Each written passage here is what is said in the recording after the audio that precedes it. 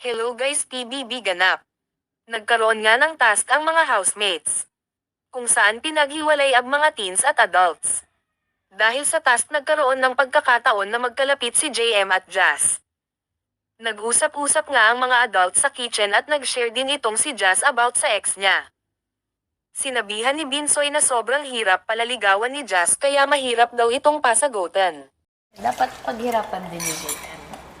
Ay. Umugos, Je? Willing ka bang maghirap, JM, para sige, makuha sa ate Jasmine? Tama. Ano yung nasa hirap to? Tinanong naman ni Cole at si JM kung handa ba itong maghirap. Sinagot naman ito ni JM na handa siya at sanay na siyang maghirap. Ibig sabihin na handa siyang maghirap makuha lang si Jazz. Manligaw kaya itong si JM kay Jazz paglabas ng bahay ni Kuya? O mas pipiliin itong makasama at eperso ang pagmamahal niya kay Sofia?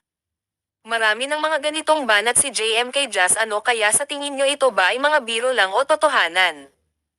Kasi pagdating kay Sofia si JM ay ganito din ba manat?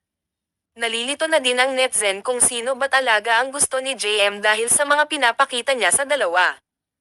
Sino ba ang sa tingin nyo ang mas bagay ka JM, si Jazz ba o si Sofia? E-comment sa baba.